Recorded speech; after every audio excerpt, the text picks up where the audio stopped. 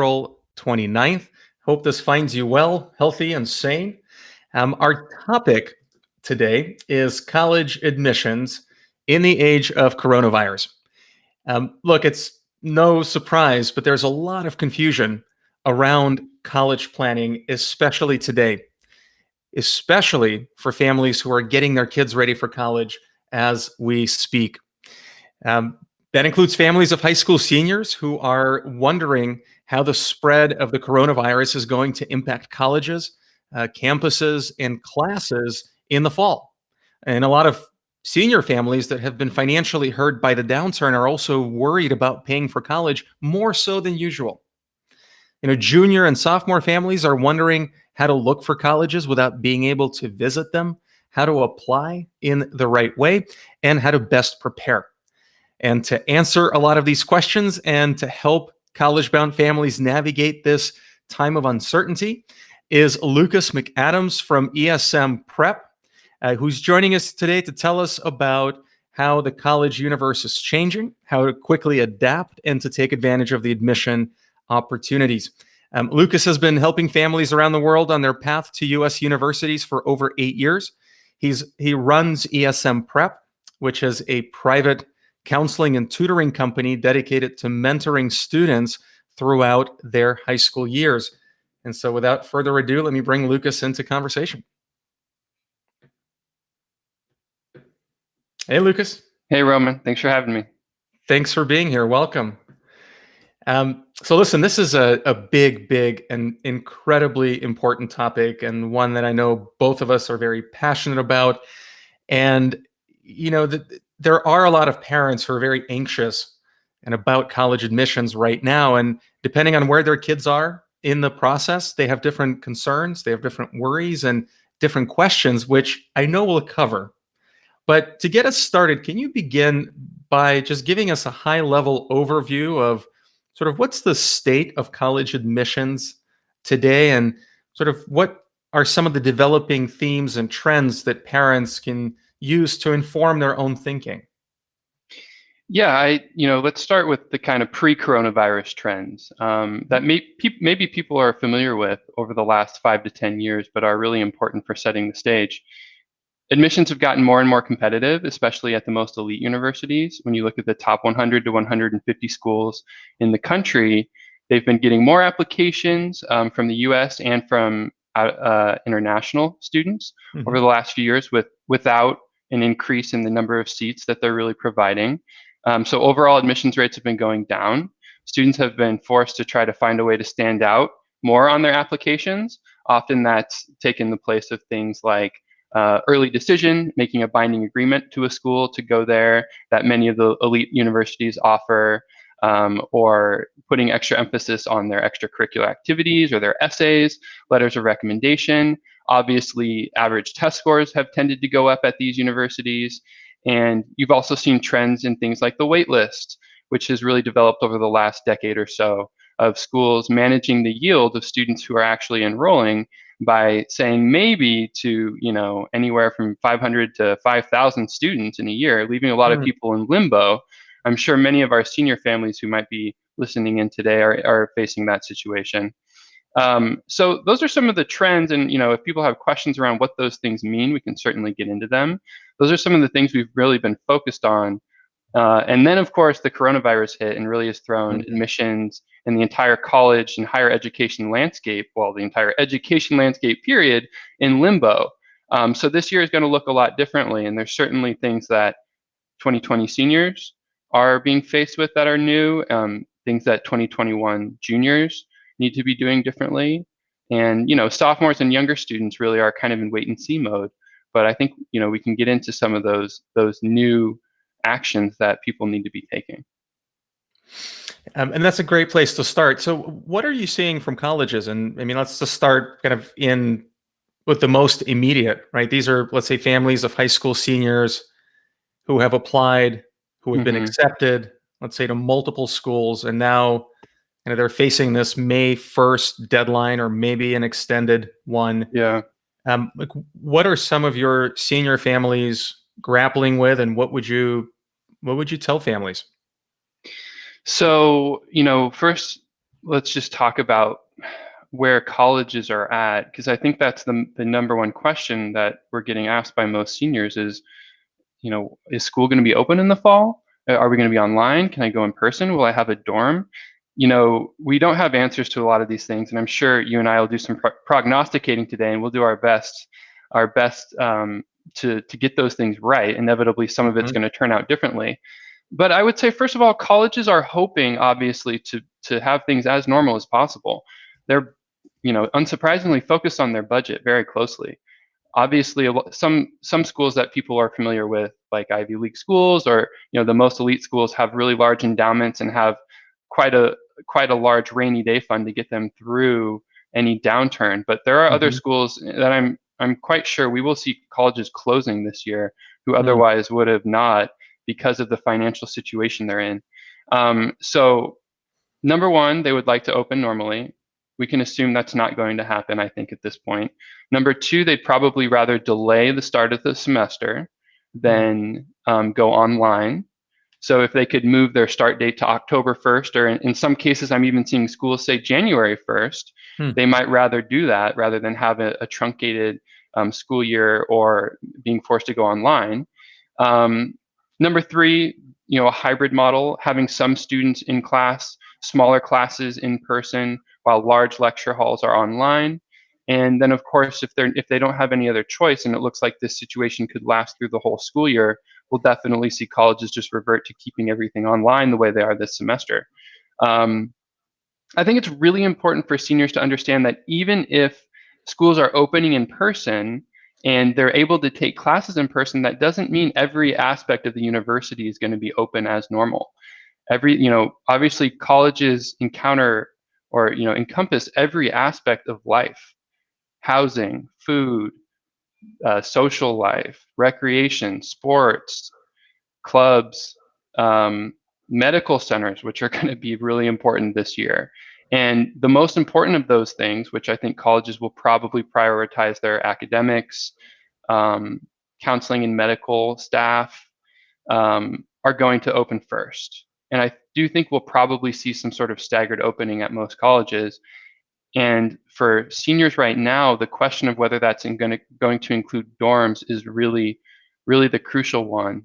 And I think it's quite possible that they don't this fall have any dorms open. I mean, if you can imagine a more perfect place for a virus to spread than a college dorm, I'd be surprised. It's a very uncontrolled and chaotic environment. So I think schools are going to be afraid to make that step. What are you seeing in terms of deadlines? I know that a lot of parents who've reached out to us are really worried about this May 1st deadline, especially because they, in some cases, haven't been able to visit schools that they wanted to before the lockdown occurred. In some cases, it's a financial concern. Can you talk a little bit about what you're seeing and what are the trends? I'm disappointed actually with how many schools have extended their enrollment deadlines, which is that May 1st deadline, the deposit, and you say that yes, you're committing to go to the school. I don't know why more haven't extended that to June 1st. Mm. There are a handful who have, so hopefully, parents who are listening, their students are lucky, and the schools they're considering have extended. A lot of them haven't, and so we do have families considering submitting multiple enrollments, multiple deposits. There isn't, if families are wondering if they're going to get in trouble or be penalized for that. There's not really a system set up to do so. I don't, Mm. colleges don't share enrollment lists or anything. Um, I've always, advocated against it because in the past, if a family came to me and said, "Can I just submit 3 deposits and figure it out later?" It's usually them being indecisive or just, Mm. not so much being limited in actually their ability to make a decision. This year, without being able to visit schools, I know that that is actually a lot harder. Right. So what I've told students is to make a list of the things that they really feel they need to answer in Mm. order to make an educated decision about where to enroll. What are the 3 or 4 things that you can figure out over the next couple months, whether it's through talking to alumni, talking to students at the school, maybe if it's a local school, driving there to the campus and walking around. Obviously, tours are closed and things like that. But making a list of concrete steps they can take to come to that answer. you should also keep in mind that if you submit multiple enrollments, you're taking a spot from somebody who might really want it. Hmm. And probably that spot will get filled by someone who's on the wait list right now, but that's a month or two of anxiety and an unknown that you're inflicting on a student. So you have to do what's best for you, but you should also be empathetic and try to enroll when you can. That's a very thoughtful answer. Before we jump over to juniors, for those families who are unclear or uncertain about sort of colleges opening up in the fall, are you hearing anything or are you advising your families about other options, whether that would be to take a gap year or some other option? Yeah, definitely a lot of people are considering it. This is where some of your expertise as a financial planner and helping families get ready for college financially really comes in because, I think that if you are a family who are in a position of not necessarily being concerned about paying for school, then you should be treating it as you normally plan to do so. That's probably going to be the best thing for your student. It's going to be hard to come up with a great gap year this year with most of the world closed down. Not going to be traveling. You're not going to be doing cool internships. Even getting a part-time job is going to probably be challenging given the unemployment rate right now. So, gap years are going to be difficult. That being said, if it's a financial concern, then I think you should really respect that. And maybe enrolling somewhere closer to home if you're going to be online anyway, or if you're going to, or enrolling at a community college if you're going to be online anyway, might be a really pragmatic option. That's going to make things a little more complicated down the road because you're going to have to either get a deferral granted from a school, which then you can't take classes at another school, or you're going to have to apply as a transfer in a year or two. So you're going to kind of have to do the application process all over again. But it might save you $10,000 to $40,000 in some situations, and you might end up essentially taking the same classes because you're online anyway. So trying to help families through that, it's really hard, I understand, with all the unknowns. But I think that people need to take the financial aspect really seriously if they've been altered by the coronavirus situation or if just they were already, it was already a stretch paying for college. Yeah. Thank you for sharing that. And on a final note, is there any risk with deferments or anything particular that families should be thinking about? Yeah, so I do suspect that we'll see some pretty strict caps on deferments this year from a lot of schools. Again, they're focused on their budget. They're worried about filling their seats. They're probably going to be a little tighter with offering deferments than they have in the past. And people, if people are considering asking for a deferment, they need to be researching that process at each individual school right now.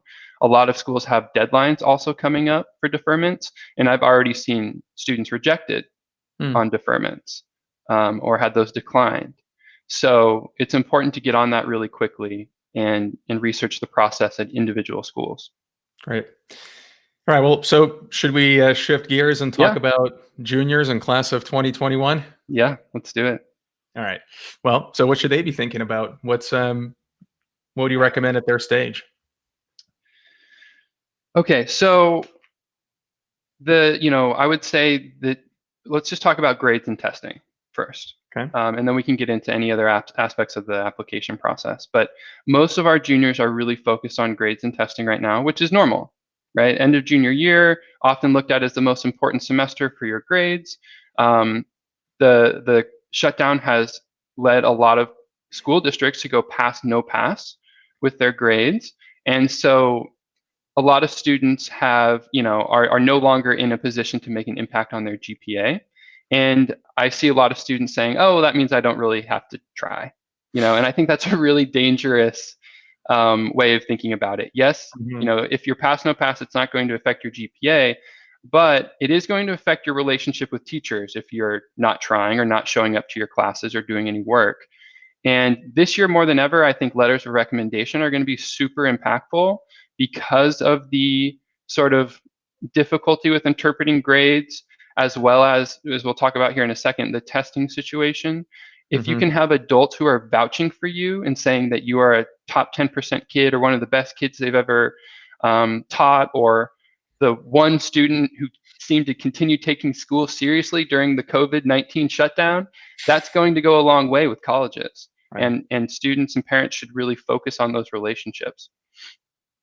And obviously pass all their classes. We don't want any fails on that transcript, even if you're pass, no pass. So on the testing side of things, I'm sure people have seen a lot of colleges going test optional. And probably the single most common question or comment I've received from families is, "Oh my gosh, did you see that the UCs went test optional? That's great for me, right?" And unfortunately, the answer in almost all cases is no. Test optional is probably not going to be a good thing for you.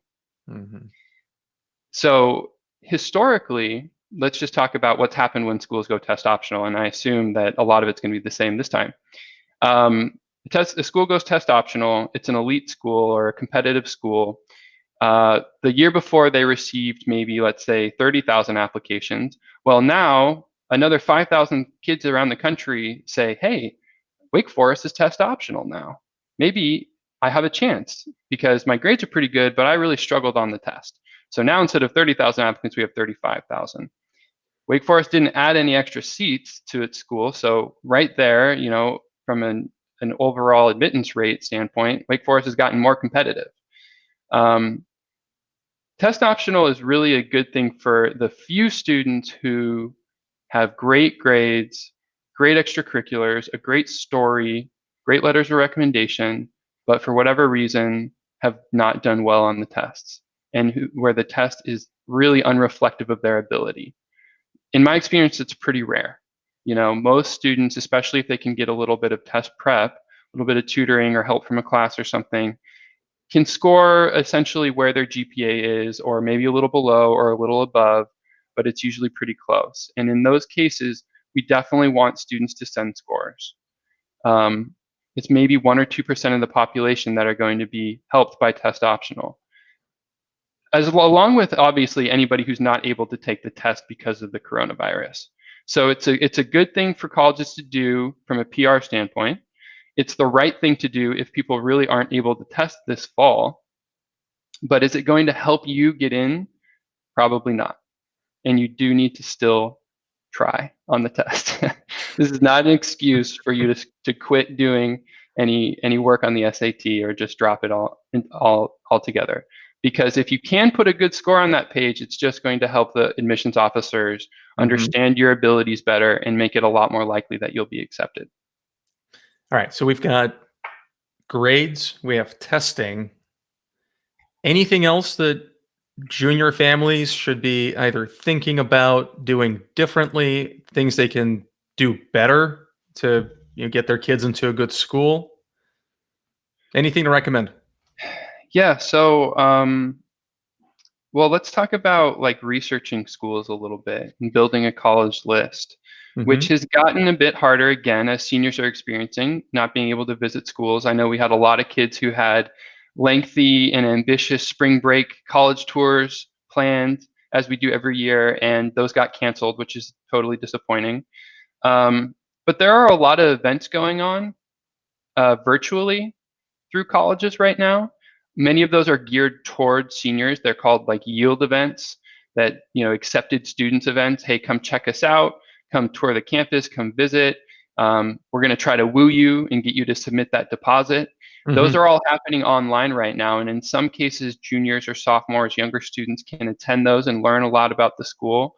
And then they also just have information sessions, virtual tours, options to chat with current students or professors in some schools, particularly smaller schools will offer that. So juniors should really be taking advantage of those things.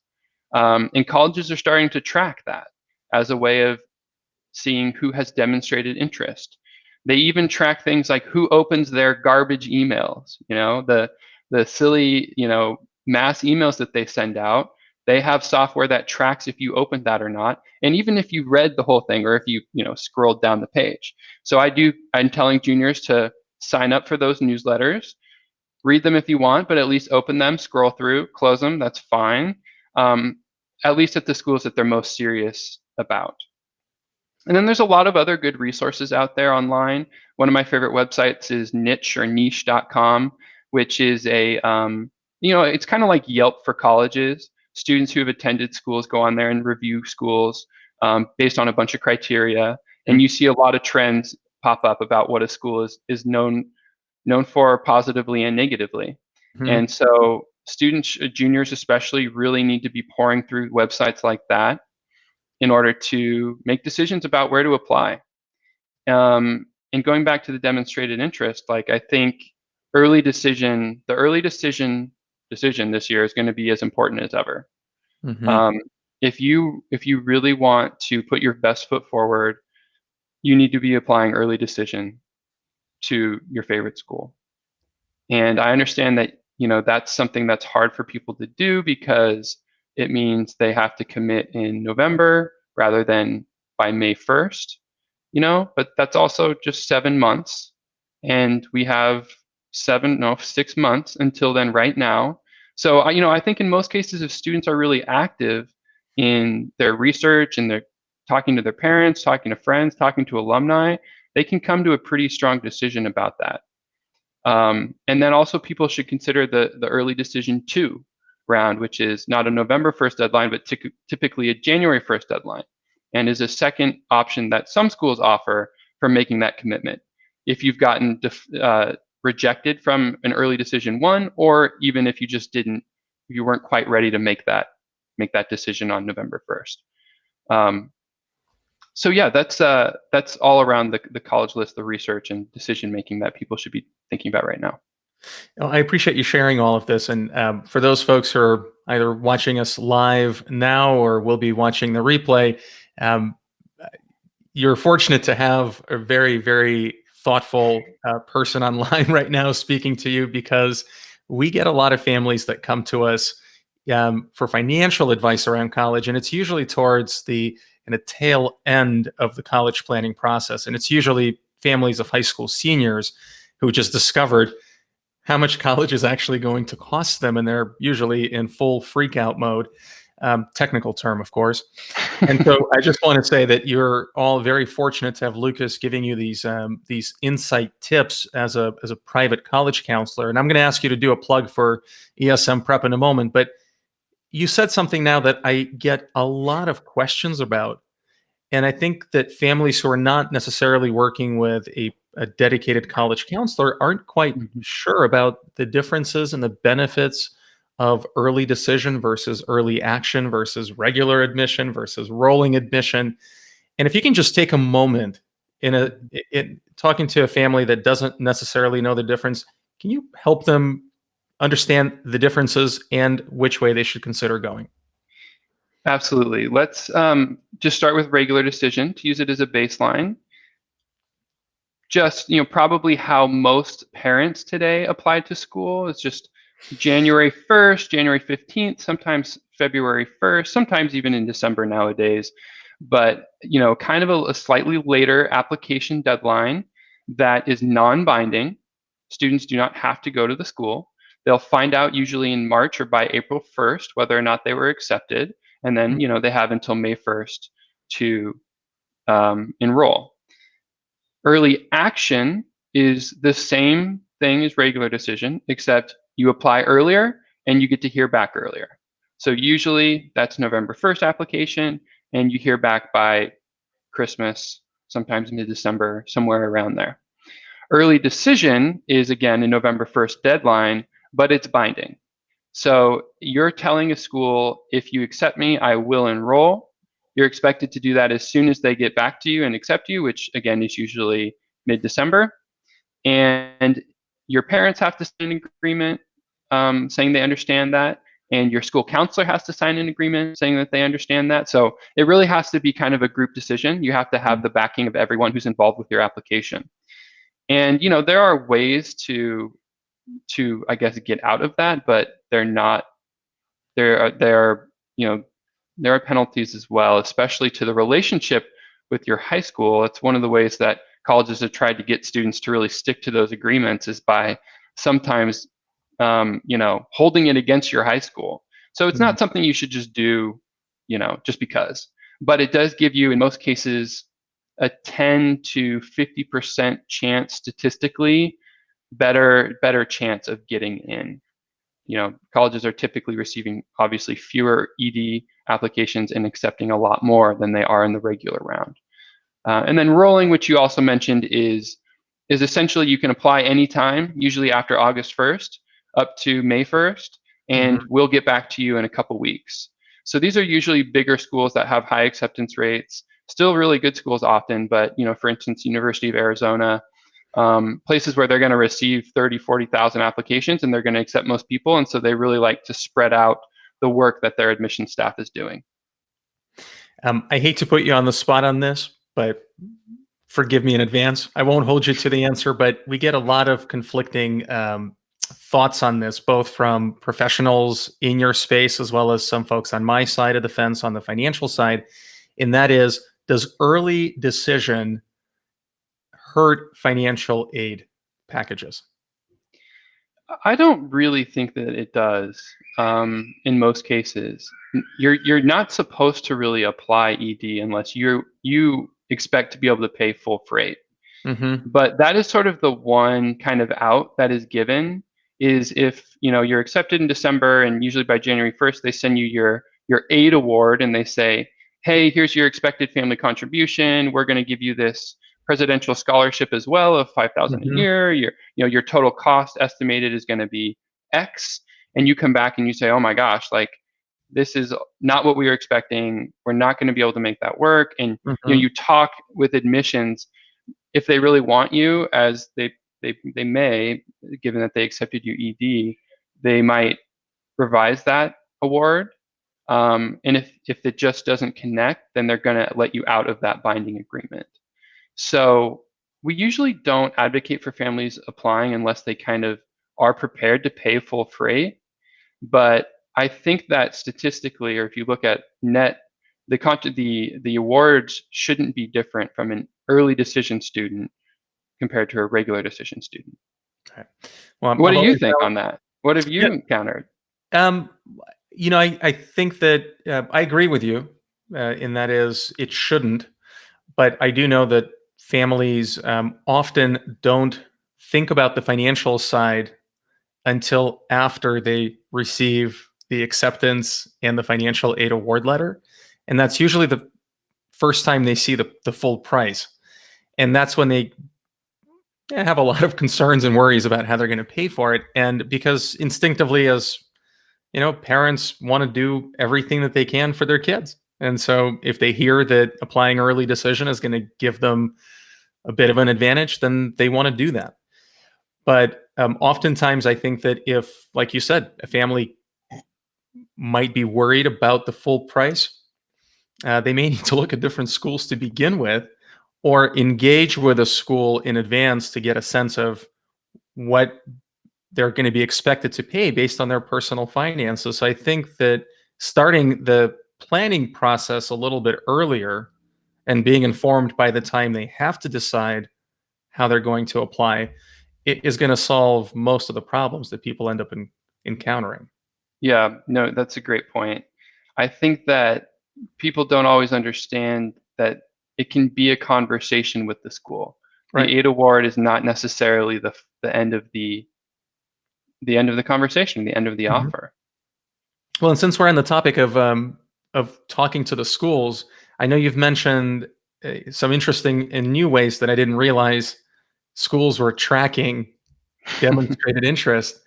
Are there any other helpful tips that you would give to junior families about demonstrated interest, especially in this environment now, other than signing up and reading junk mail?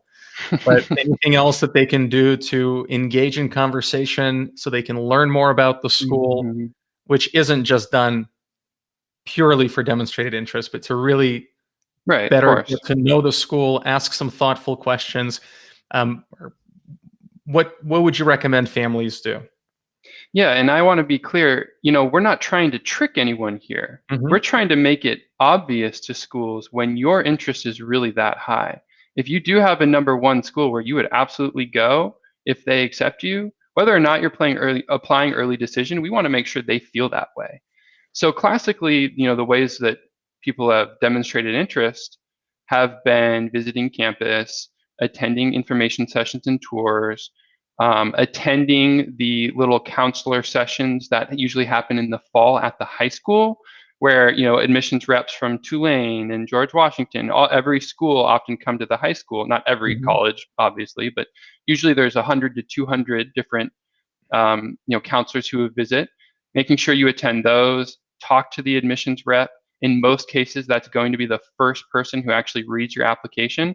So if they can remember you and Mm. your energy and your interest in the school from that day, that's going to help you. You can send that person a thank you note. You can send anyone a thank you note that you meet on campus, whether it's a professor or an admissions officer or anybody. Um, I think another thing that's overlooked is the essays and how much of an impact those can actually have on demonstrated interest. A very high proportion of colleges ask some sort of question on the application around, why do you want to come here? And the quality of your answer there can definitely demonstrate your interest a lot. So that's not necessarily something that people think about. They think of that as an essay, not a demonstrated interest thing. But Mhm. if you have 5 very specific tidbits from your time on campus and that time that your dad took you to the alumni event and the time you attended the tailgate and anything that really connects you and proves your emotional as well as logical attachment to the school, that can really help. I'm probably forgetting things, you know, but that's just a handful of things that in the past people have Yeah. used. And I think that colleges now with the virtual events during the shutdown are going to be treating it very much the way that they've been treating the in-person events. And now it's even easier to attend them because they're online. So there's no excuse for students not to be attending those if they're really interested in the school. Yeah, no, I agree with you. I think that it's not something that people should overthink too much, but they should just approach like any other relationship that they would be building, whether it's in their personal or professional lives. I mean, it's young adults or their kids don't necessarily know that yet, but I think their parents can certainly guide them in the right direction and establishing a conversation, being genuine, asking good and thoughtful questions. And if you do, I think that stands out. It's Yeah. not something that people should do just to check the box and say I did it or to be disgenuine. But if you have questions, Hmm. I always recommend people reach out to these schools because you never know Hmm. who you're going to talk to, and the conversation might develop as long as it's true and it's genuine and it's real. Yeah. No, it's a great lesson for life. I mean, if you want to, kids out there, if you want to work for Pillar 6, you better make sure Roman Pilar knows who you are now. All right, we'll keep the plugs for later, but Yeah. thank you. Let's shift gears. I imagine kind of families of sophomores and freshmen um, may not be as involved just yet. But as I was telling you earlier, I think that if families of younger kids in high school, even in middle school, watch this, it's almost like they're getting a sneak peek preview at what they will encounter. And the faster they can fill those knowledge gaps and learn, the better. So, what would you tell families of sophomores and freshmen? I mean, a lot of the things we're talking about, they can certainly be taking part in too. Certainly, the research, the online events. Um, Usually around now is when I'm starting to have my sophomores really begin the college research process. I think stretching it out over 12 to 18 months is the healthiest way to do it. Hmm. And, make sure you avoid any anxiety of where do I apply? Why am I applying there? Before then, often it's just too early. When you go to a freshman, you say, "Hey, start to think about where you want to go to college." They're like, bro, I just started high school. Like, what are you?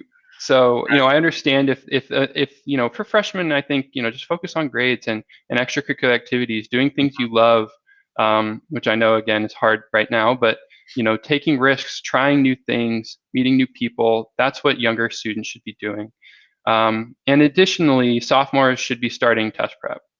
So we have a lot of students who typically start SAT or ACT work in June after their sophomore year. A lot of kids who started in April this year because they're a lot less busy than they had been in the past.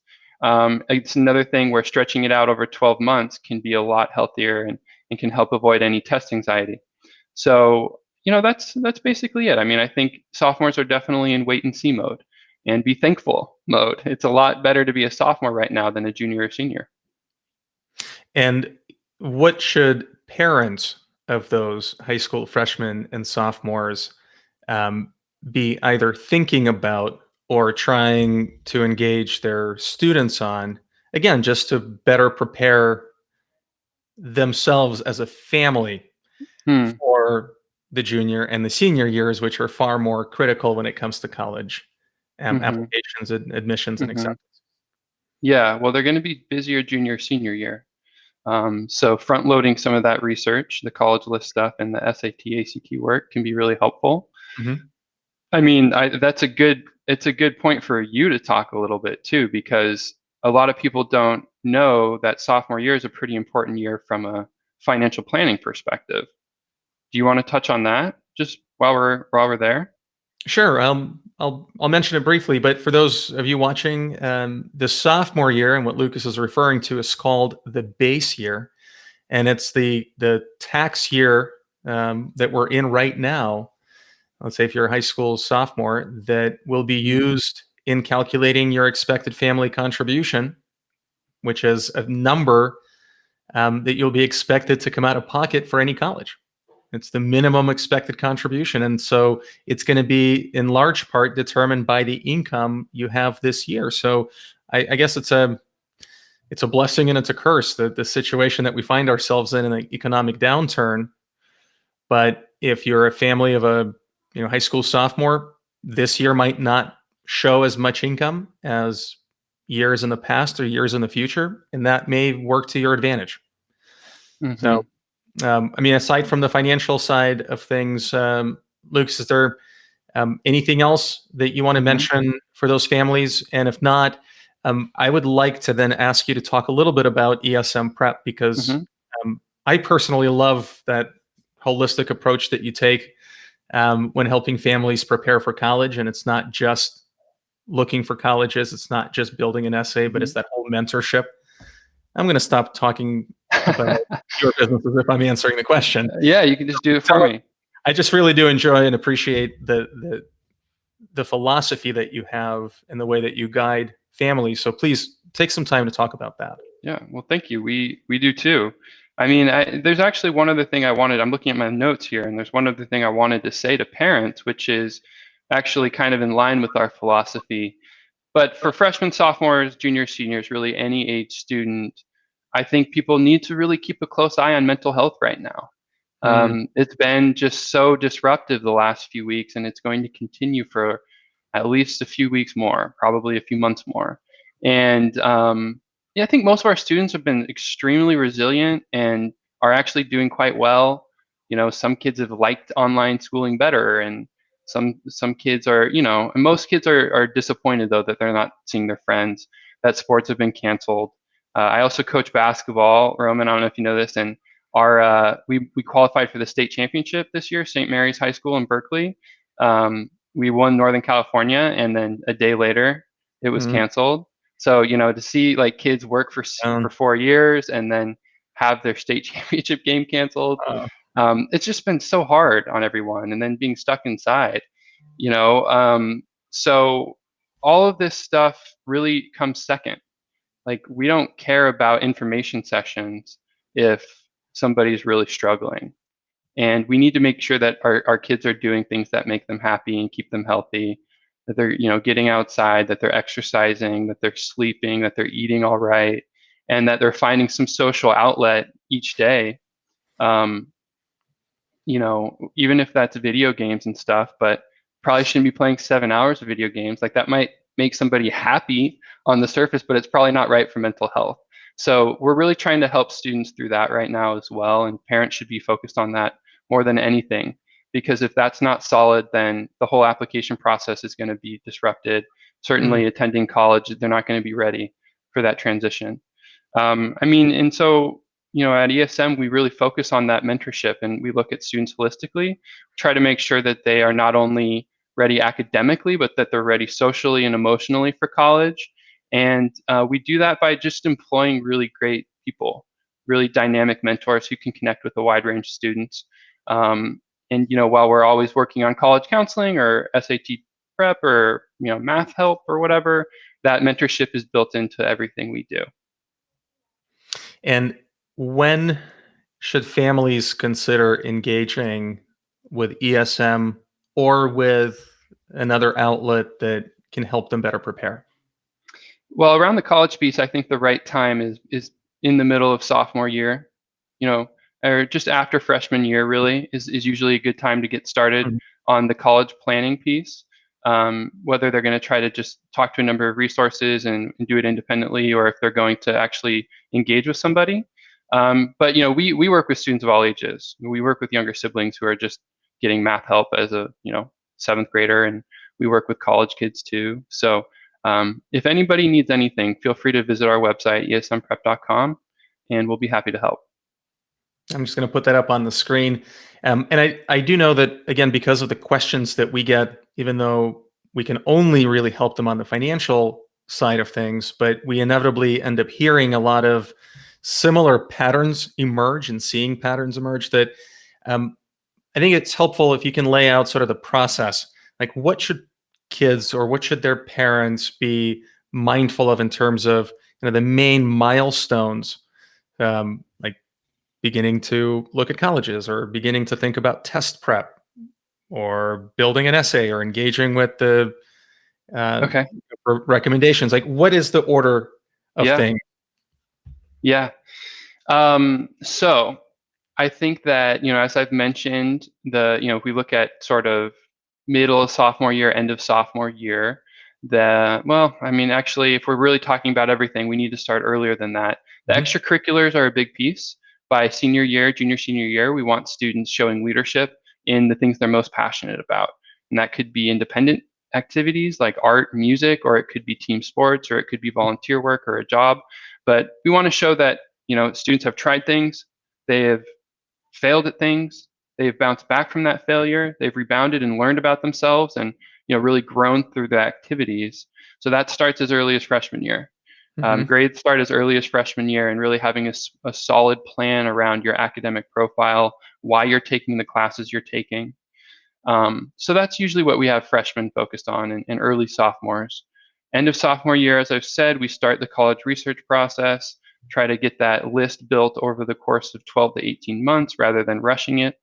We start the SAT process. Some students will wait until like fall or winter of junior year to start SAT prep, but the goal should be to be done with the SAT or ACT by the end of junior year so that you don't have to focus on it during the summer before senior year or during the senior year fall. Um, College athletics, we may have people interested in that. Obviously, sports they're playing, all their lives, but recruiting usually kicks up in sophomore year and the summer after sophomore year. So if people are interested in playing sports in college, they should be thinking about that by the end of like freshman year or so, and attending camps and talking to coaches and stuff. And then finally, getting in more into like senior year, we've got the essay process. We usually start working on essays with students over the summer, make sure they have that brainstormed, try to have it done by maybe August 1st or September 1st, that being their main personal statement, which is sort of the main essay for college. We'll have a lot of supplement essays to do as well, shorter questions like I mentioned earlier. Why do you want to attend this school? Things like that, that they can write in August, September, October. Applications open August 1st in most cases, so they can fill out the Common App or the Coalition app at that time and get their forums ready. Make sure they have their letters of recommendation set by the time they get back to school senior year or in the first couple weeks of senior year, talking to their teachers. I know this is all coming at you guys really, really fast, but we do have like timelines and things, little handouts that we could submit to people. So they can find that by contacting us through our website, or certainly Roman. I'm sure if you get any requests for stuff like this, you can just let me know. Can I just put your email up for a second, just if Yeah. people can email you? Hmm. Perfect. Or do you prefer they go to the website? No, I mean, you know, I guess I prefer they go to the website, but put my email up too, because people can definitely reach out to me directly. Okay. All right. I'm going to do that right now. We do have a good client services team though that helps, manage incoming Right. stuff. You're not alone in this.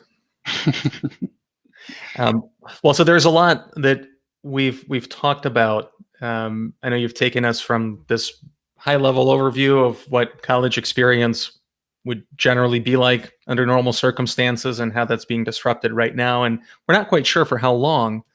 But what I'm taking away from this is that if you're in that final decision making stage, if your finances are all right, you should proceed as normal and hope to attend, but colleges might delay their start date. Is that correct? Yeah, yeah, they might delay. They might be online. You might see a Mhm. hybrid of things. Housing's going to be a huge issue.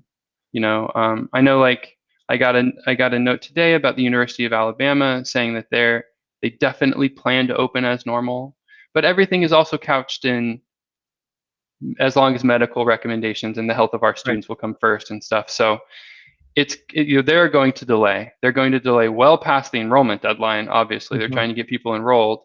They're going to delay well into the summer making these final decisions, and so people are going to just have to be flexible.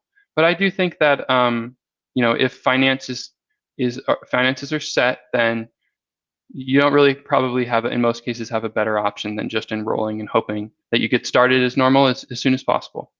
Right. And I think that's a good thing to kind of step on or stop on because a lot of parents just have a lot of uncertainty that we're just dealing in our own lives and our own mental health is, shaken right now because so many things in the world, aren't making sense.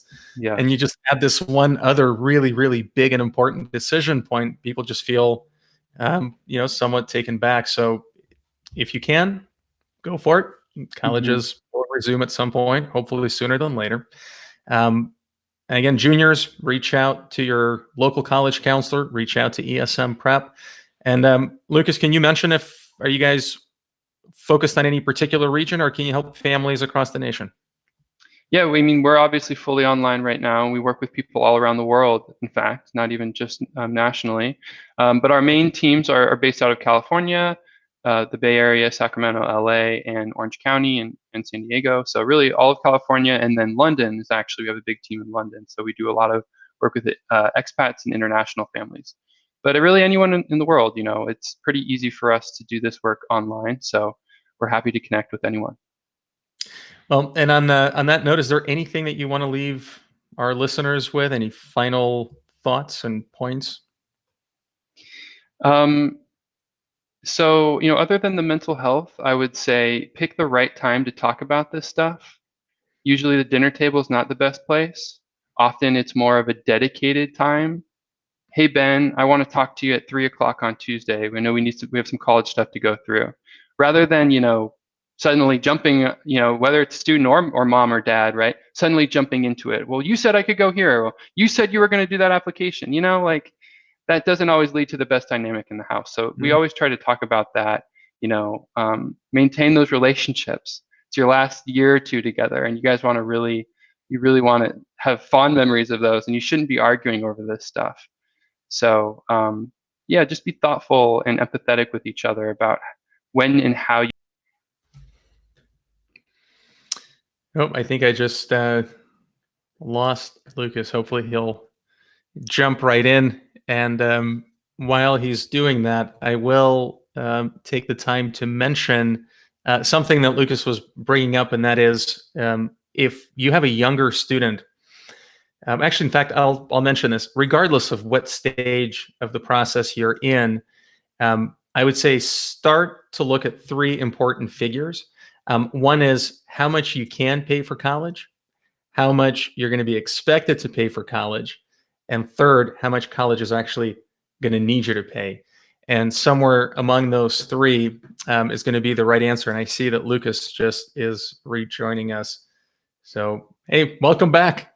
Oh, I don't know what happened. Sorry about It's all that. right. I We could lost you still for a hear second, you. I but just lost myself.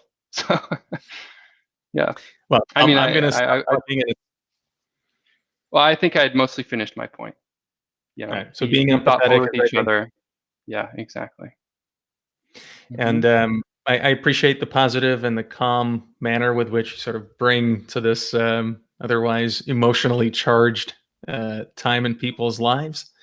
And I have so many more questions that I want to ask you, and not just for my own benefit, but because I know people watching this really need to hear insight information, just like what you've shared with us thus far, and so much more to really fill those common knowledge gaps. Because as I told you earlier when we spoke, I feel that we're all so busy these days that parents just don't leave themselves enough time to sort of prepare themselves, their family, and their kids to make sure that the college process, like the whole experience, is positive and that they're prepared. And so instead, by waiting until somewhat of a last minute, they end up having to do so many things so quickly on such a short time frame that they get stressed and overwhelmed. And of course, it carries over to the whole family. And so, despite meaning to do that, it just often happens. And so, Hmm.